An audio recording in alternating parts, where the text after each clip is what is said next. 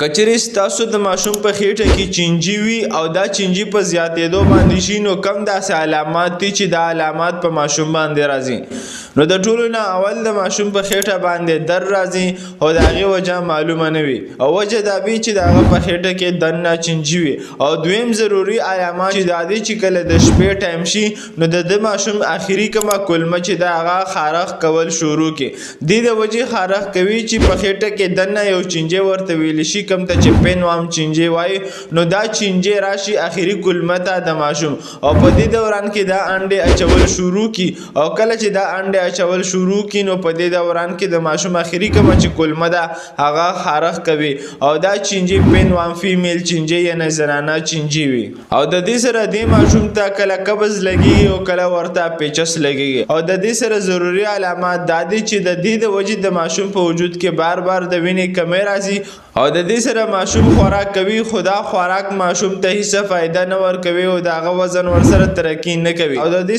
سره دته په لوږه لګېدو کې ډېر زیات چینجز راځي یعنې بار بار کله ورته لوږه لګېږي او کله دا خوراک نه کوي نو که چېرې د علامات ستاسو ماشوم ته وي نو بهتره خبره دا ده چې هغوی ته د غټو بول ټیسټ وکړي چې په هغې کې دا پته لګېږي چې ماشوم ته کم قسم چینجی دی په خېټه کې او د هغې نه بعد هغوی ته خامخا بیا د چینجو خلاف میډیسن یعنې دوايي ورکړي د ډاکټر په مشورې سره چې د هغوی وجود ورسره ترقي کول شروع کړي